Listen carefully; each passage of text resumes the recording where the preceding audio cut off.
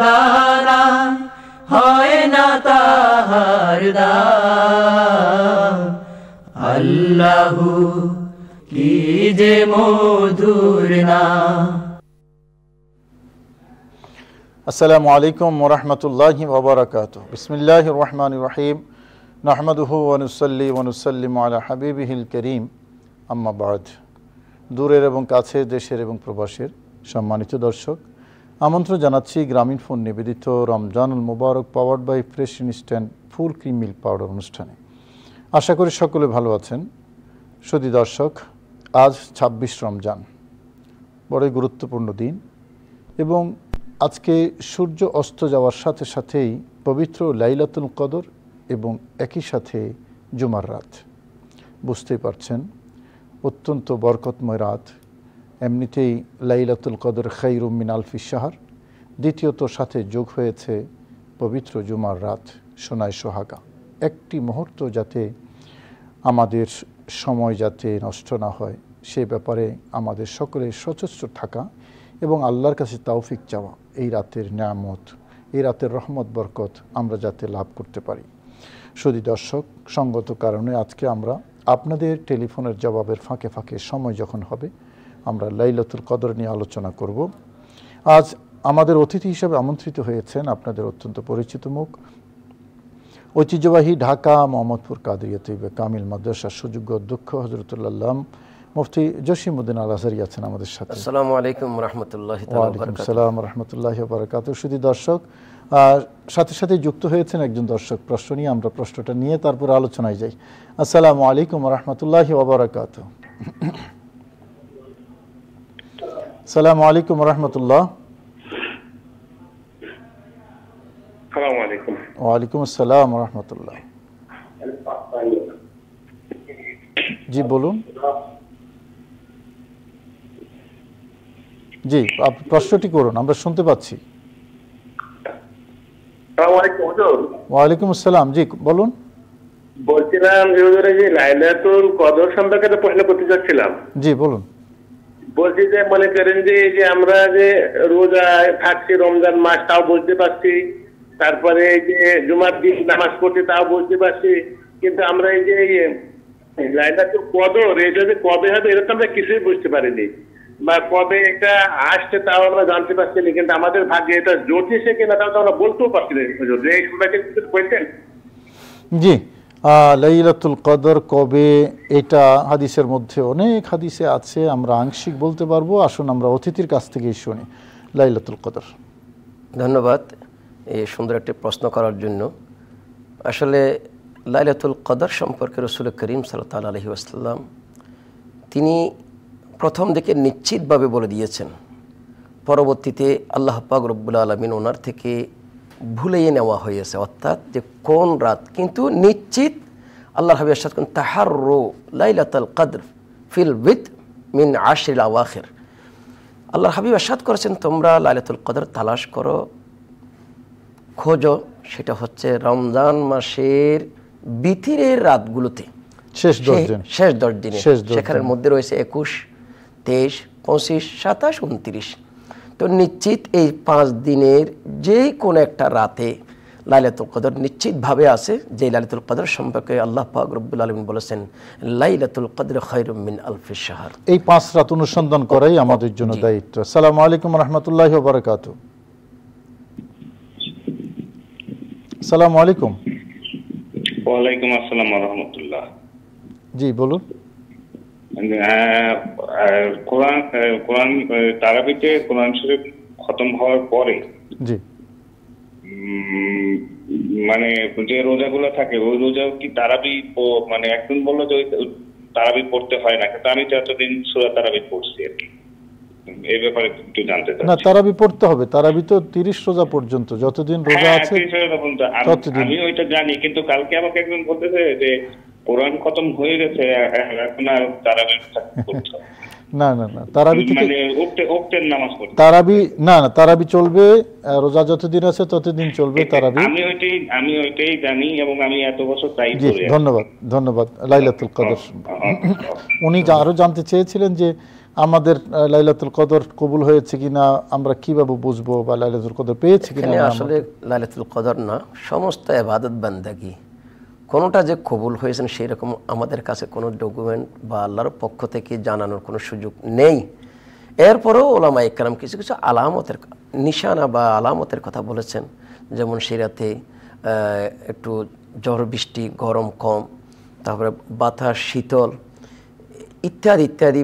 এর মধ্যে আর কেউ কেউ বলেছেন যে লাইলাতুল কদর যে আপনি পেয়েছেন সেটার আপনার যখন শরীরের মধ্যে একটা শীতল ভাব, ঠান্ডা ভাব আপনি অনুভব করবেন, তখন মনে করবেন যে লাইলাতুল কদর পেয়েছেন। তার আর পক্ষে আরেকটা দলিল, যেহেতু সেখানে আল্লাহ পাক রব্বুল আলামিন জিবরিল আমিনের মাধ্যমে অসংখ্য অগণিত ফেরেশতা আল্লাহ নাজিল করেন এই পৃথিবীর বুকে, এমন কোনো ইমানদার বাকি থাকবে না যাদের সাথে ফেরেশতারা মোলাকাত করেন না। তার মানে হচ্ছে ফেরেশতারা যখনই মোলাকাত করেন ইমানদারের সাথে, তো বুঝে নিতে হবে যে ফেরেশতার নূরের তৈরি এই ফেরেশতাগুলো যখন একজন বান্দার সাথে স্পর্শ করেন তখন শরীরের মধ্যে অবশ্যই সেখানে ঠান্ডা অনুভব, অবশ্যই প্রশান্তি লাগবে। আর হাদিসের মধ্যে আছে দর্শক যে ইজা সাররাতকা হাসানা ওয়া সাআতকা সাইয়্যা ফাআনতা মুমিন, অর্থাৎ যখন আপনি প্রশান্তি লাভ করবেন ইবাদত করে, তখন আপনি বুঝে নেবেন যে হ্যাঁ আপনার ইবাদতটা আল্লাহর দরবারে কবুল হয়েছে। আর যখন গুনাহ করে আপনি অনুতপ্ত হবেন তখন মনে করবেন যে হ্যাঁ আপনার ভিতরে ঈমান আছে। এটা সকল ইবাদতের ক্ষেত্রে, নট অনলি লাইলাতুল কদরের ক্ষেত্রে। এই নেকামল করে যদি প্রশান্তি লাভ হয়, গুনার কাজ করে যদি অনুতপ্ত হয়, এটা হলো একটা গুড সাইন। জি, আসসালামু আলাইকুম রহমতুল্লাহি ওয়া বারাকাতুহু। জি, আমি বলছিলাম যে অনেকে এই ধরনের সিদ্ধান্ত গ্রহণ করে যে শুধুমাত্র সবে কদরে ইবাদত করবে, করে হাজার মাসের সব উপার্জন করবে এবং সারা বছর পাপ উপার্জন করবে। কোরআন হাদিস এদের ব্যাপারে কি সিদ্ধান্ত নিয়েছে? সারা বছর কি করবে? সারা বছর পাপ করবে, সারা বছর পাপ করবে, 83 বছর 4 মাসের খোরাক একদিনে নিয়ে ঠিক আছে, বুঝতে পেরেছি। জি, মানে এরকম কিছু মানুষ আছে যারা ওই এক রাতে ইবাদত করে মনে করে যে হ্যাঁ আমি তো হয়ে গেছি, সব মাফ, এবার মানে খাও দাও পূর্তি করো, সারা বছর যেমনটি মনে হচ্ছে তেমনটি করবো। এরকম সুযোগ আছে কিনা? না, এরকম কোনো সুযোগ নেই। আসলে একজন ইমানদারের জন্য সবচেয়ে ভালো আমল হচ্ছে সে যখন আমল করবেন তাকে আরও আমল করার জন্য স্পৃহা জাগাবে, তার মধ্যে উৎসাহ উদ্দীপনা আরও বাড়বে। সে তরক করার তো কোনো চিন্তাও করবে না। যে রমজান মাসে যখন সে 5 ওয়াক্ত নামাজ বা জামাতে পড়েছেন, তারাবির নামাজ 20 রাকাত পড়েছেন, বিতিরের নামাজ জামাতে পড়েছেন, সুযোগ থাকলে যখন আপনি তাহাজ্জুদের নামাজ 8 রাকাত পড়েছেন, আপনি অভ্যস্ত হলেন, তার মানে হচ্ছে আপনি বাকি 11 মাসও এইভাবে নেক আমলগুলো আরো বাড়িয়ে করার জন্য একটা যে প্রেরণা যোগাবে, এটাই হচ্ছে লাইলাতুল কদরের আবেদন। এটা সারা বছর পাপ কাজ করার লাইসেন্স দেয় না, বরং সারা বছর পাপ কাজ থেকে বিরত থাকার তাগাদা দেয়। জি, আসসালামু আলাইকুম রহমতুল্লাহি ওয়া বারাকাতুহু। আসসালামু আলাইকুম। ওয়া আলাইকুম আসসালাম।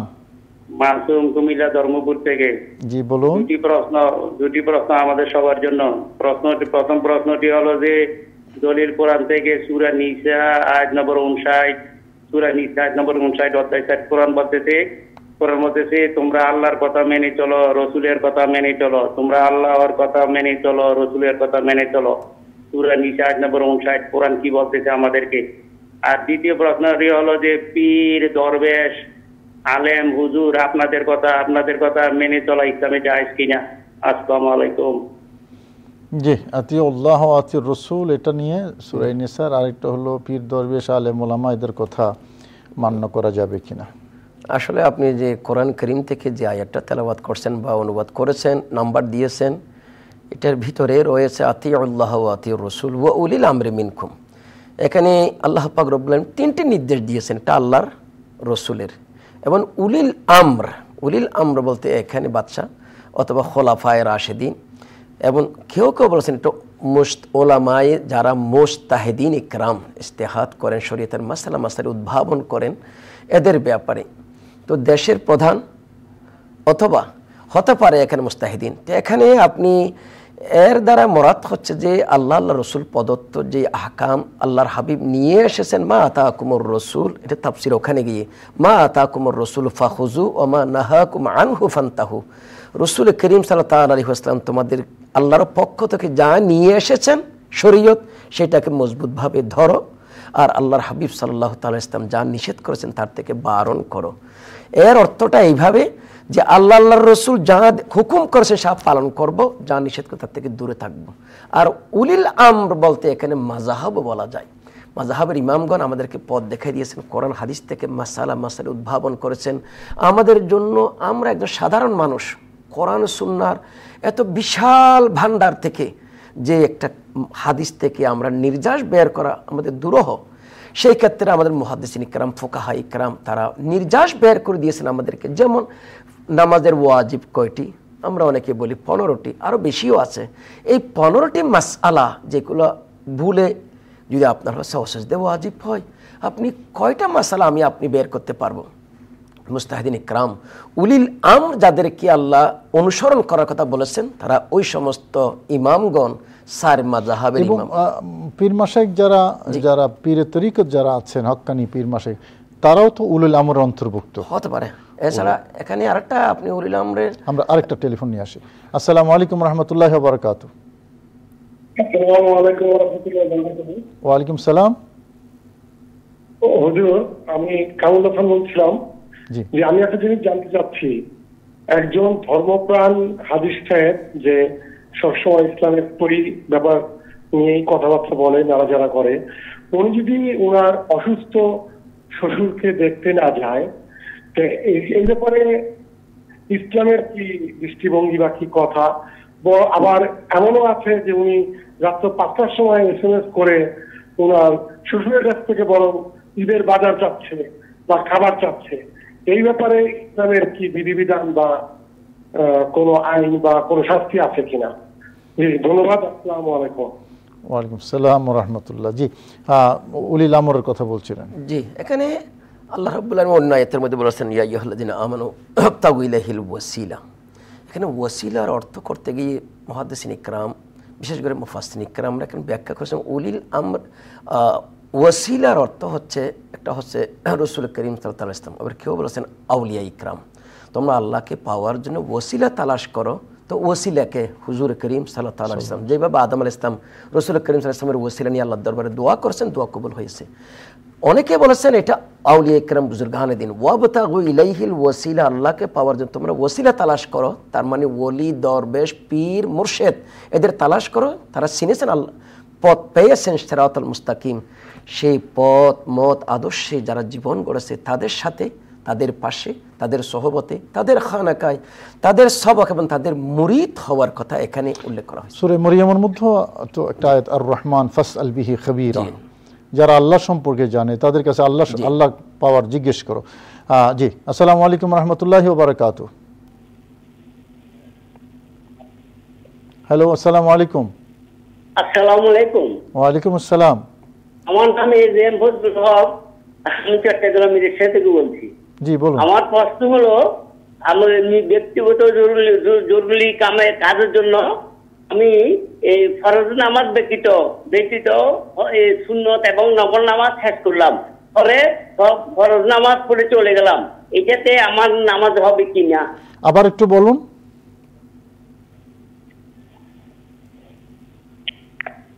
হ্যালো, আমি জরুরি কাজের জন্য সুন্নত এবং নফল, জি, সুন্নত এবং নফল নামাজ পড়ে নিলাম এবং পরবর্তীতে ইমামের সাথে জামাতের সেই নামাজ আদায় করলাম, ওই নামাজ সই হবে কিনা? মানে সুন্নত নফল ছাড়া ওই জামাতের সাথে ফরজটা পড়েছেন শুধু, তাই না? না, সুন্নত এবং নফল ফরজের আগে পড়ে নিলাম। আচ্ছা, ফরজগুলো আগে পড়ে নিয়েছেন। জি জি জি। আচ্ছা আচ্ছা আচ্ছা, থাকুন আমাদের সাথে, আমরা কথা বলবো। শ্বশুরের অসুস্থতায় দেখতে যান নাই এবং বরং শ্বশুরের কাছ থেকে ঈদের বাজার চাচ্ছেন, সেরকম একটা বেড কালচার বিভিন্ন জায়গায় আছে। আসলে না, এখানে আমাদের অবশ্যই শ্বশুর আব্বা যদি খেদমত নেওয়া যদি উপযুক্ত হয় অবশ্যই বৌমাকে খেদমত করতে হবে। সে শ্বশুর আব্বা বাবার মঞ্জেলায়, সেই হিসেবে ওনাকে খেদমত আঞ্জাম দেবেন। এটার জন্য ঈদের যে বোনাস পাওয়া বা কাপড় পাওয়া সুযোগ সুবিধা নেওয়ার কোনো সম্পর্ক নাই। অন্যদিকে শ্বশুর আব্বাও যদি চিন্তা করেন যে না আমার খেদমত করেছেন আমি তাকে দেব না কেন, সেক্ষেত্রে আসলে এগুলো ওটা তখন হাদিয়া হবে। জি হাদিয়া হবে, জি ওটা তখন হাদিয়া হবে। তবে এটা আপনি তো শুধু বৌমার দিক থেকে বলেছেন, আবার যারা জামাতা আছে তাদের দিক থেকেও শ্বশুর শাশুড়ি এদেরকে সম্মান করা অবশ্যই, এবং ওদের কাছ থেকে কিছু চাওয়াটা এটা অসৌজন্য। যেটা যদি আমাদের কালচার, যে ব্যাড কালচার রয়ে গেছে যে আমাদের ঈদ বোনাস দিতেই হবে, ঈদের সুযোগ সুবিধা দিতে হবে, সালামি দিতেই হবে, কোরবানি গরু দিতে হবে, ছাগল দিতে হবে, এই যে ব্যাড কালচার আমাদের দেশে, আসলে এখান থেকে আমাদের পরিত্রাণ পাওয়া দরকার। এবং আমাদের অবশ্যই জানতে হবে এটা এক ধরনের ভিক্ষা, এক ধরনের ভিক্ষা। আমি একজন সুঠাম, আমি একজন চাকুরিজীবী, আমি একজন ব্যবসায়ী, আমি আবার শ্বশুর বাড়ি থেকে এই ভিক্ষাটা চাইবো কেন? আমার এটা অনেক সময় ওই যে কনে পরিবার মানে মেয়ে পরিবার যে আছে তার জন্য এটা খুব বোঝা হয়ে যায়, জুলুম হয়ে যায়, না কইতে পারে না সইতে পারে। এরকম যে জামাই চাইছে বা জামাইয়ের বাড়ি থেকে এরকম একটা ডিমান্ড করেছে, দিতে না পারলে মেয়ের অশান্তি হবে পরিবারে, মানে অনেক সময় নিজের জায়গা জমিন বিক্রি করেও এইগুলা মানে ব্যবস্থা করতে হয়। জি জি, কিন্তু একটা জিনিস আমাদের মনে রাখতে হবে, তাহাব্বু রাসূল করিম সাল্লাল্লাহু আলাইহি ওয়াসাল্লাম, তুমি হাদিয়া দাও, পরস্পরের মধ্যে মহাব্বত বাড়বে। এখানে হাদিয়াটাকে চাইয়ে নেওয়ার সাথে তুলনা করা ঠিক হবে না। আমরা অনেকে মনে করি এটা যে হাদিয়া দিয়ে সব কিছু আমরা চালিয়ে দিই, আসলে এই কথাটা ঠিক হবে না। হাদিয়াকে হাদিয়ার জায়গায় রেখে আবার ভিক্ষাকে ভিক্ষার জায়গায় রেখে দুইজনের ফয়সালা করতে হবে। অর্থাৎ এরকম ডিমান্ড করার কোনো সুযোগ নেই। আসসালামু আলাইকুম ওয়া রাহমাতুল্লাহি ওয়া বারাকাতুহু। আসসালামু আলাইকুম ওয়া রাহমাতুল্লাহি ওয়া বারাকাতুহু। আমার দুইটা প্রশ্ন। জি। এক নম্বর প্রশ্ন হচ্ছে তাহাজ্জুদের কোনো এভিডেন্স কোরআন শরীফে আছে কিনা? জি। নাম্বার 2, কোরআন পড়া উত্তম না তাহাজ্জুদ পড়া উত্তম?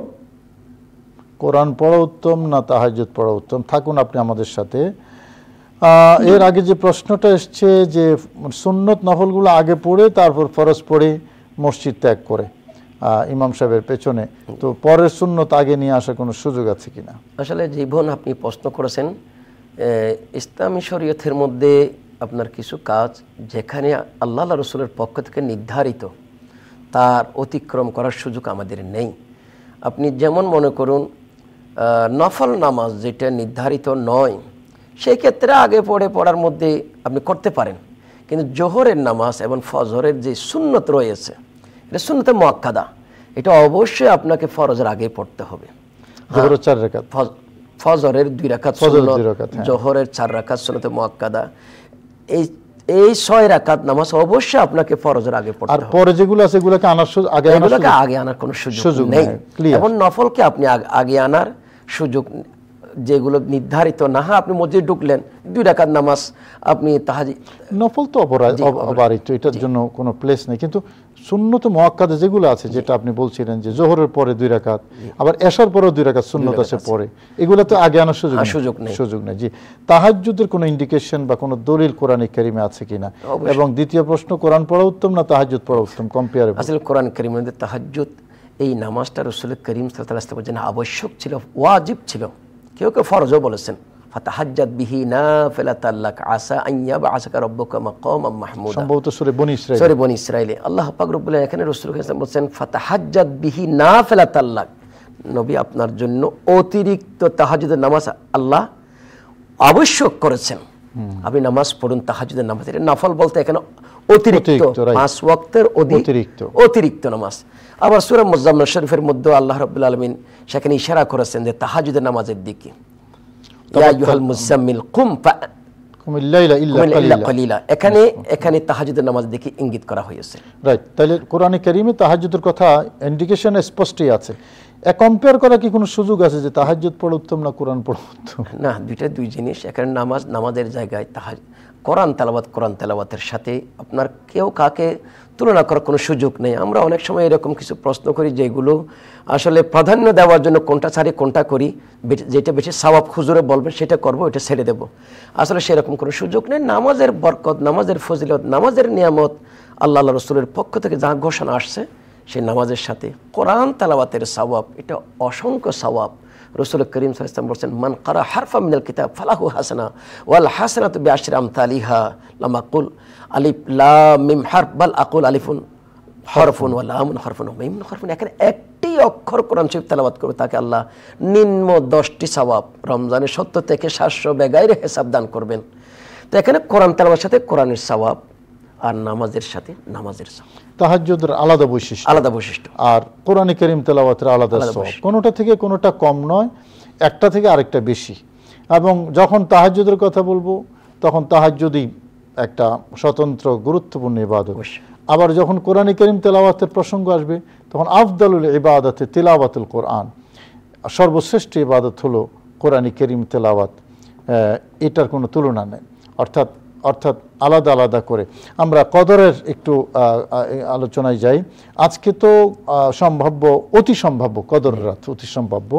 তো কি আমল করবে একটু যদি বলতেন সহজ সরলভাবে, আমাদের দর্শক যারা আছে ওনাদেরকে আমরা একটু প্রেসক্রিপশন দিতে চাই। আচ্ছা, তিরমিজি শরীফ এবং বুখারী শরীফের মধ্যে হাদিসটা আসছে, রাসূল করিম সাল্লাল্লাহু আলাইহি ওয়াসাল্লামকে মা আয়েশা, আমাদের মা জান, পেয়ারা নবীর বিবি জান উম্মুল মুমিনিন সাইয়্যিদা আয়েশা রাদিয়াল্লাহু তাআলা আনহা প্রশ্ন করেছেন, ইয়া রাসূলুল্লাহ, যদি আমি বুঝতে পারি, আমি জানতে পারি যে এটা লাইলাতুল কদর, রাতটা লাইলাতুল কদর, তখন আমি কি আমল করব?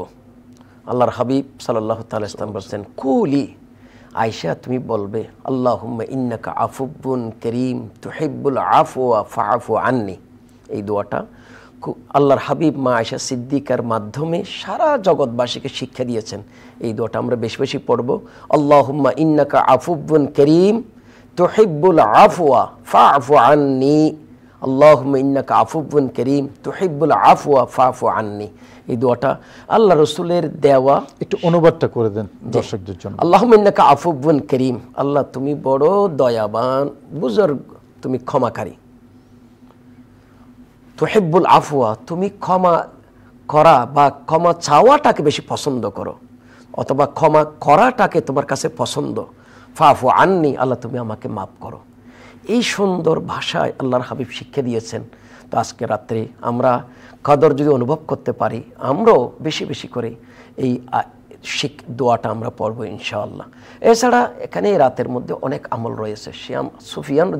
সুফিয়ান সৌরি একজন তবে তাবিঈ, তিনি বলতেছেন লাইলাতুল কদর যখন আমার কাছে অনুভব হয়, আমি সবচেয়ে কোরআন তেলাওয়াতের চেয়ে নফল নামাজের চেয়ে আমি বেশি প্রাধান্য দিই ওই রাতের বেশি দোয়া করা, আল্লাহর কাছে বেশি ঘন ঘন দোয়া করা। কারণ আল্লাহ রাব্বুল আলামিন বলেছেন উদউনি আস্তাজিব লাকুম। জি, আসসালামু আলাইকুম ওয়া রাহমাতুল্লাহি ওয়া বারাকাতুহু।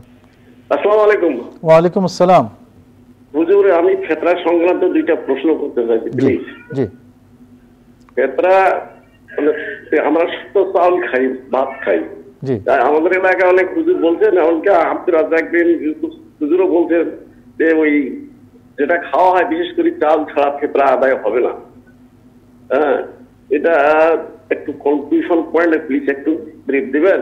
জি। ফিতরা ছাড়া অন্য কিছু আদায় হবে জি, এক নম্বর। আর দুই নম্বর হুজুর, ফিতরা সংক্রান্তই যারা গরিব মানুষ আছে তারা ফিতরা দিচ্ছে, এবং ওই লোকগুলোকে ফিতরা দেওয়া যাবে কি না বা আর নিতে পারবে কিনা ফিতরা ফান্ডে যাওয়া তারা।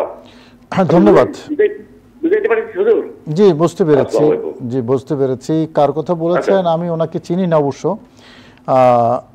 যিনি বলেছেন যে খাদ্যদ্রব্য ছাড়া ফিতরা দেওয়া যাবে না, এটা একটা বিভ্রান্তিকর ফতোয়া, চরম বিভ্রান্তিকর ফতোয়া। বরং আচ্ছা, আপনার কাছে কেমন লাগবে, মনে করেন আপনার একজন আত্মীয় আছেন গরিব, আপনি ঈদের দিন সকালে 2.5 কেজি আটা পাঠিয়ে দিলেন ওনার কাছে, 2.5 কেজি আটা, কি বলবেন উনি? কি মনে হবে ওনার কাছে? জিজ্ঞেস করলেন কি দিচ্ছ? যে মানে নবীজি বলছে ঈদের দিন ভালো খাবারের ব্যবস্থা করতে, গরিবরা যাতে পারে, সেই জন্য আমি তোমার কাছে আটা পাঠিয়ে দিলাম সদকাতুল ফিতির। তো এটা কি ঈদের দিনে ভালো খাবার, বর্তমান প্রেক্ষাপটে ভালো খাবারে পড়বে না। যেই উদ্দেশ্যে সাদকাতুল ফিতির রাসূল করিম সাল্লাল্লাহু আলাইহি ওয়াসাল্লাম আমাদের উপর ওয়াজিব করেছেন, সেই উদ্দেশ্য বেশি করে সফল হয় কারেন্সির মাধ্যমে যদি সাদকাতুল ফিতির আদায় করে। কারেন্সি প্রত্যেক দেশের কারেন্সি। সুতরাং যারা বলেছে যে খাদ্যদ্রব্য ছাড়া সাদকাতুল ফিতর দিয়ে সাদকাতুল ফিতর আদায় করলে আদায় হবে না, এরা ওই গরিব মানুষের বাসায় ঈদের দিন আটা পাঠিয়ে দেওয়ার একটা মানে ব্যবস্থা বন্দোবস্ত করছে, যেটা তার জন্য মানে এক ধরনের বোঝা হয়ে যাবে। সুতরাং এই কথাগুলো শোনার সুযোগ নাই, আমরা আরও আলোচনা করব, অতিথির কাছ থেকেও শুনবো। শুধু দর্শক, আপনারা দেখছেন আপনাদের প্রিয় গ্রামীণফোন নিবেদিত Ramzan Mubarak powered by fresh instant full cream milk powder অনুষ্ঠান। আমরা এই পর্যায়ে ছোট্ট বিরতিতে যাব, কিছুক্ষণের মধ্যেই বিরতি শেষে আবার ফিরব অনুষ্ঠানে, আপনারা আমাদের সাথেই থাকুন।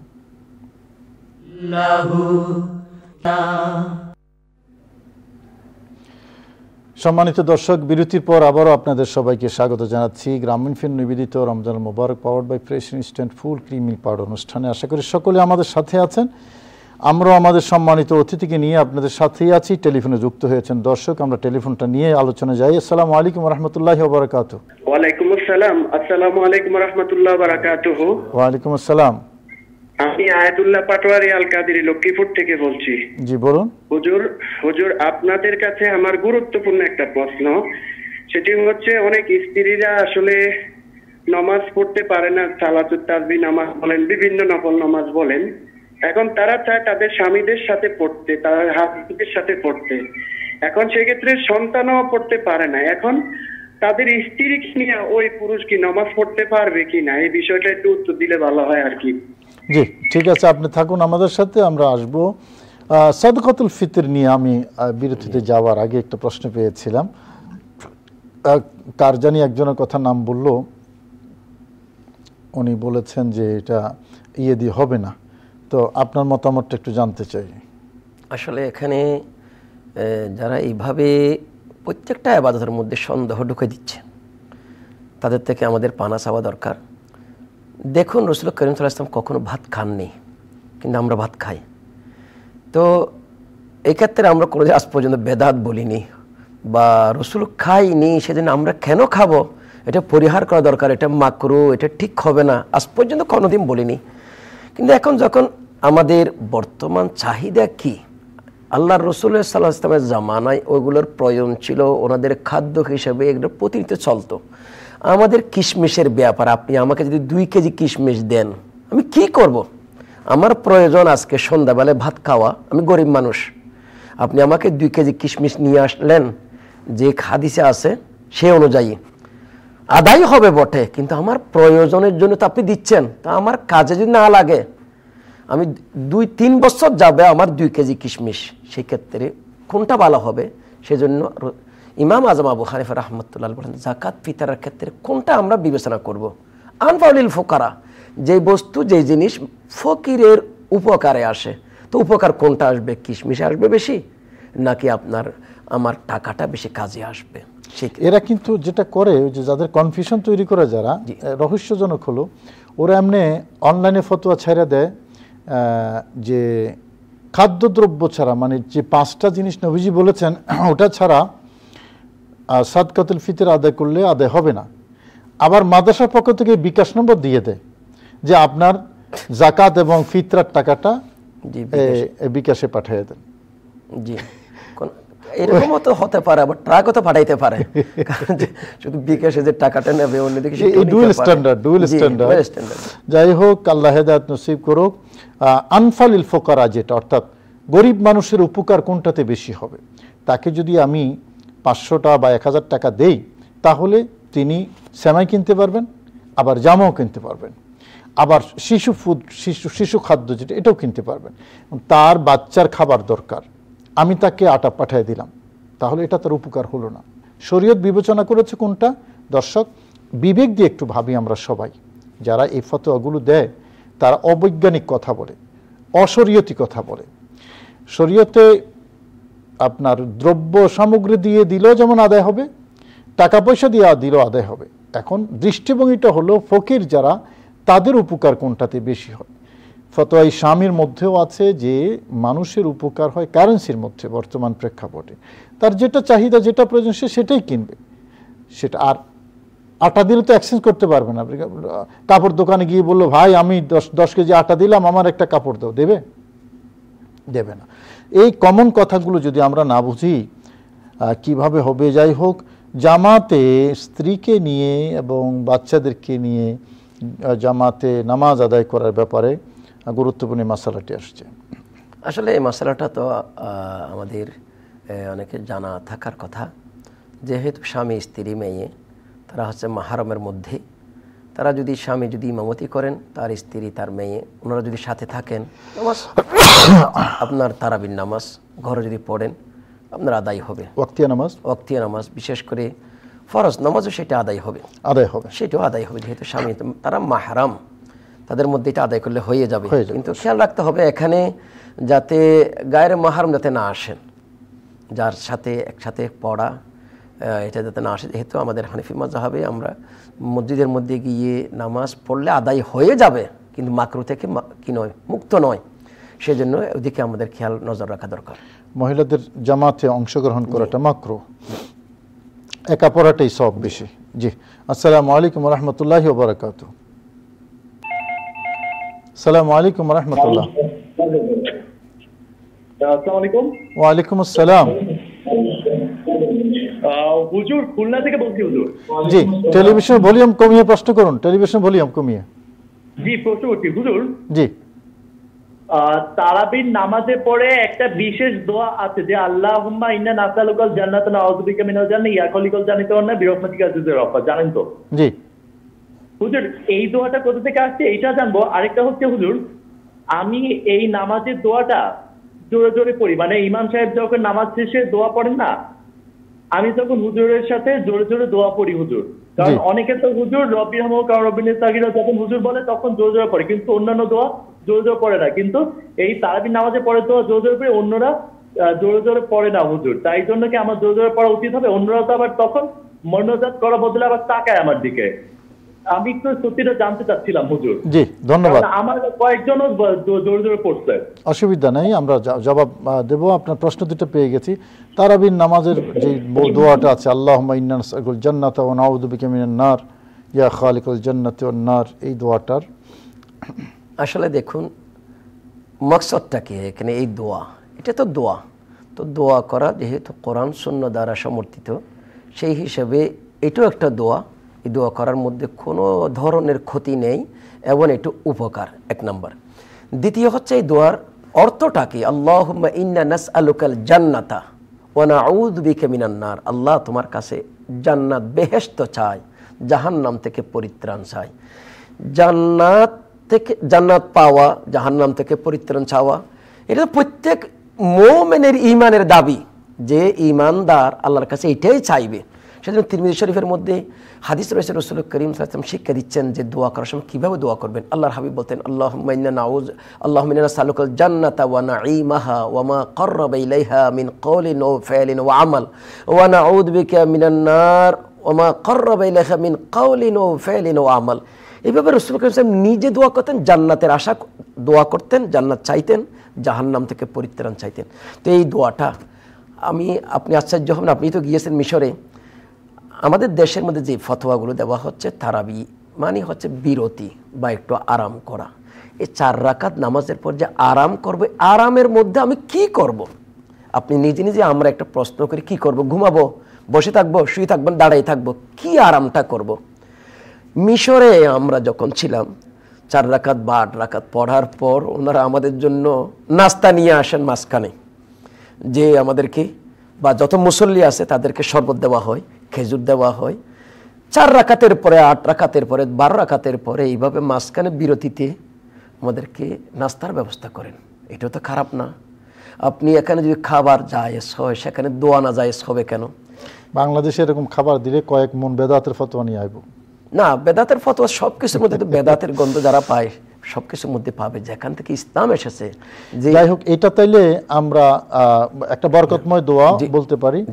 আর এই দোয়াটা জোরে জোরে পড়েন উনি, এবং জোরে জোরে পড়ার মধ্যে কোনো ক্ষতি আছে কিনা? না, ক্ষতি কিছু নাই। আপনি বড় ছোট দোটার মধ্যে কোনো সমস্যা নেই। আপনি বড় করে পড়লে এটার দ্বারাই হয় কি, আমার যে হয়তো মাঝখানে অলসতা যেটা আসে সেটা দূর হয়ে যেতে পারে, এক। দ্বিতীয় নম্বর হচ্ছে আমার দ্বারা আরেকজন ভাই শিখলো, তার মধ্যে উদ্বুদ্ধ হলো, তিনিও উৎসাহিত হলো। এই দোয়াটা আল্লাহকে চাচ্ছি, জান্নাত চাচ্ছি, আল্লাহকে কি চাচ্ছি, জাহান্নাম থেকে পরিত্রাণ চাচ্ছি।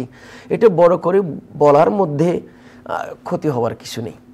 আর মানে এই দোয়াটা বড় করে পড়া আরেকটা কারণ আছে, এটা অনেক মুসল্লিদের মুখস্থ হয়ে গেছে, সেই জন্য বড় করে পড়ার মধ্যেও, আর এটা আবেগ দিয়ে পড়ে, ভালোবাসা দিয়ে পড়ে। জি, আসসালামু আলাইকুম ওয়া রাহমাতুল্লাহি ওয়া বারাকাতুহু।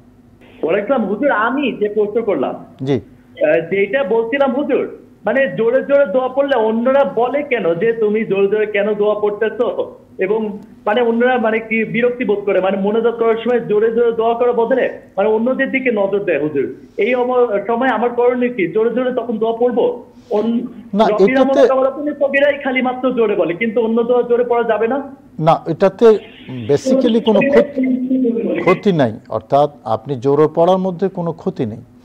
বাকি পার্শ্বস্থ যিনি আছেন, যদি এমনটা হয় যে ওনার দোয়ার কনসেন্ট্রেশনে যদি ক্ষতি হয়, সেটা অবশ্যই একটু বিবেচনার বিষয়। ক্ষতি হওয়ার কথা না সাধারণত, আমাদের দেশে আমরা তো প্র্যাকটিস করে দেখেছি।